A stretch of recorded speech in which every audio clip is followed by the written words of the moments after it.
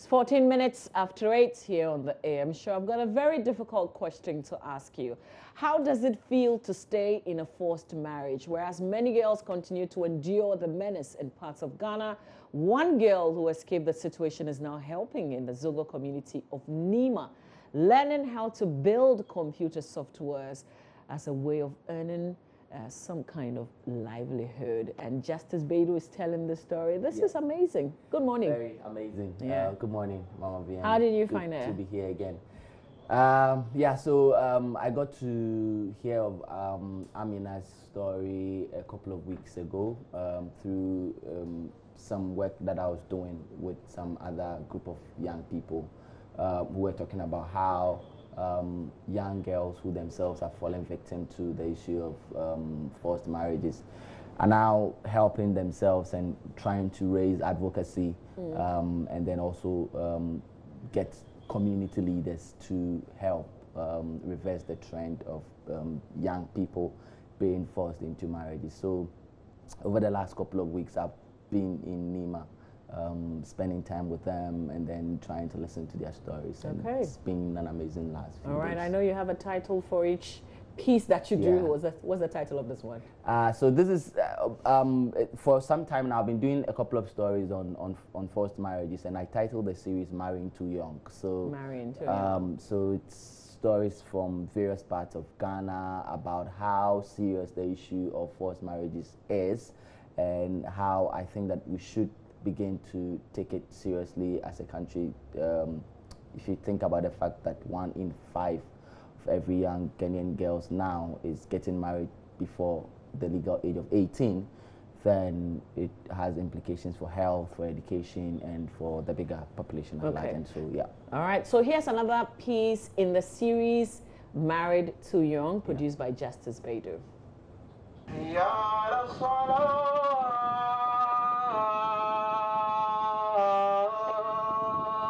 Inside Nima, one of Ghana's largest Zongo suburbs, a call to the Juma prayers welcomes you into this largely Muslim community.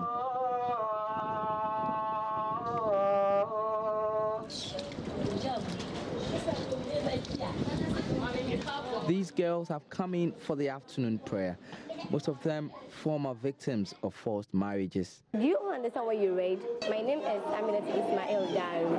I was 12 years old when I was being forced into marriage. Treat the orphans well, like human beings. Clap for him.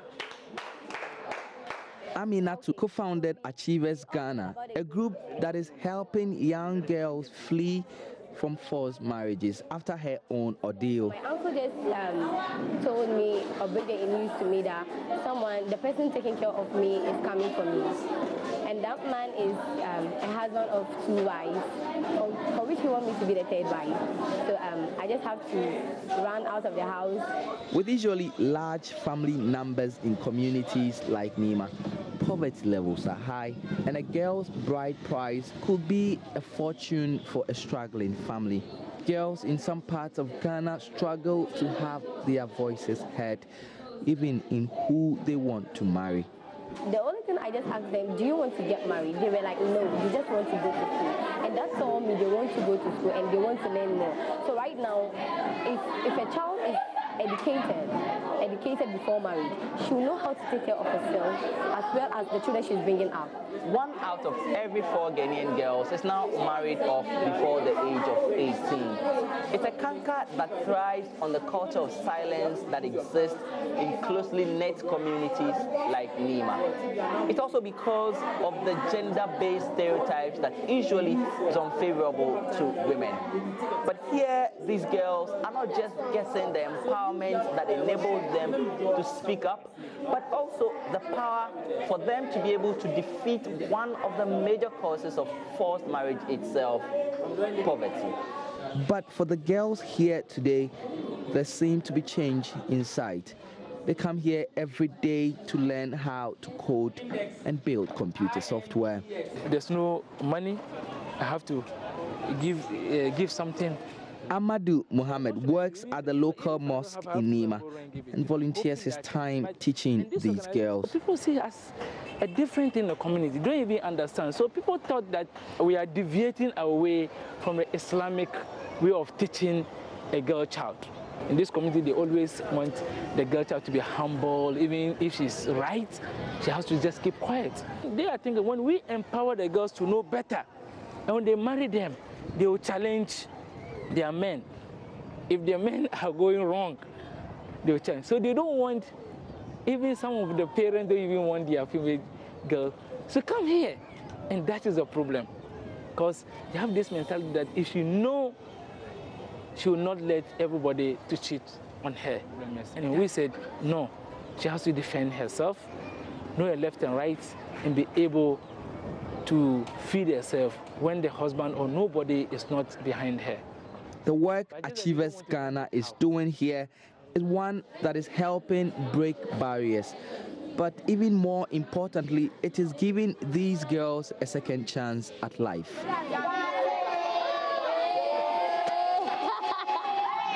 And so they can break for a selfie, because this is a chance they otherwise may never have.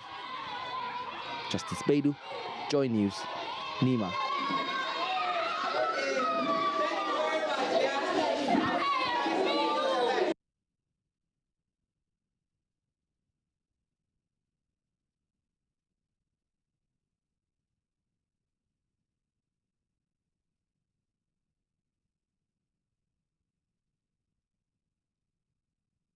Okay, so that's the piece produced by Justice Baidu. That's Amina. 12 years, you know, and then she had to run. Yeah, and usually people would think that these are stories you would hear in remote villages where, like, very out of touch communities, but this is right in the heart of Accra, Ghana's capital. And so this happened here in Accra? Yeah, it's not like they ran from somewhere? No. Wow. So it's all over the place, and I think that we really need to lift the lid off the issue and get people to talk about it.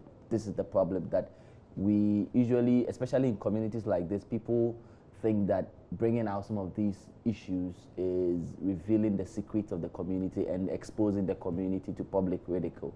I don't think we should see it in that sense. I think that we should see it in the sense that it's a problem. It's a problem that is not the cause of any one person, but a communal problem. And once we start talking about it, only then can we have a serious response to it as a community. Yeah. So, you know, this skill that Amina is helping these young girls develop, is it sustainable? You've seen the place, you went to the place. Yeah, so yeah, I first heard of the work that Achievers Ghana is doing a couple of weeks back. I mean, I think they're doing incredible work, getting these young girls to come in every time after their usual school lessons, and then to learn not just computer software coding, reading lessons, talking about personal hygiene for girls and young women. I think that these are things that are worthy things that should continue.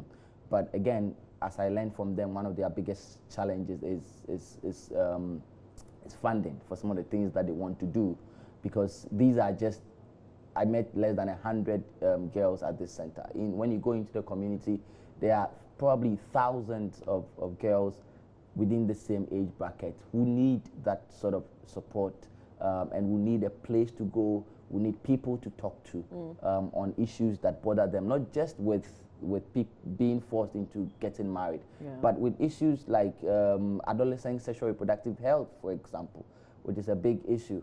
And so I think that we should encourage a lot more people to start initiatives like this one, or centers like this that open up spaces for young people to go in and freely interact with their peers, with people who can motivate them and people who have been exactly their situations. Yeah, so I mean, I imagine having 10 centers like Achievers Ghana all over Nima alone, and you can imagine how well it would go bringing services to young people. So, you know, these girls are still in school. They had to, did all of them get out from their homes? Yeah, so when I talked to her, and there will be an extended version of the interview where she talks more about how difficult it is, for example, when they have to go into the homes of parents of some of these young people who just want to give them away. And the problem is that you go into a community where a man is married to his wife and they've got 8 children and they all live in a single room. A man, a wife, and his 8 children live in one single room. It tells you how difficult it could be. And so for such a family, they just want to send the girls out quickly so they can have their space. You see, and so that is the problem. And I think the underlying factor here is poverty, which is that people just do not have the resources to be able to cater for the number of children they have, or the number of dependents that they have on them. And so the easiest way is, especially when some rich man has come in who has already got 2 or 3 wives, has come in with some CDs and wants to just sort you out and take your 13-year-old girl away. You haven't really got a choice. Amazing. So this is certainly a conversation that we're going to expand and bring the other side as well. But what do you want this to achieve in the long run? I mean, I think the bigger picture, the bigger objective is to raise awareness and advocacy. There's a lot of work. Ghana has received a lot of attention. In fact, we are one of 12 countries that is currently under a UN-wide program that is bringing a lot of funding to raise advocacy and campaign and government attention on child marriage and forced marriage especially. It's obviously because Ghana is one of the countries with the highest level of forced marriages. And so it's something that, I mean, we as journalists should also be doing to raise awareness, to expose some of these stories, but not just always talking about the negative, but also shining a light on examples like what Amina and her friends at Achievers Ghana are doing, to also show that yes, it's so bad that we have 1 out of every 5 girls getting married before age 18, but then also these are positive stories of young girls who have now come out of the same situation and doing amazing things. One of the things they told me is a very big school inside, I think, around the airport area, which has now come in and is offering 3 scholarships to girls who are coming from Achievers Ghana every year. That's cool. And so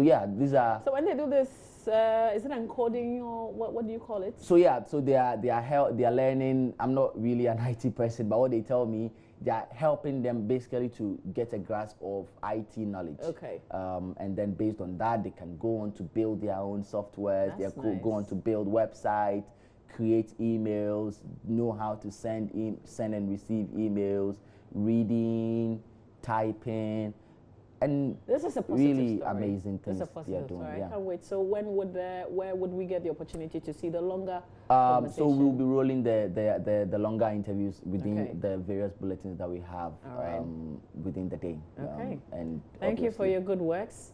If I had my own way, I would make you an ambassador on something. I'm trying to figure it out. Thanks, Justice Beatty, for your work. Thank you very much, Mom. And stay with us. You're watching the AM show. We still have 2 more conversations to bring to you.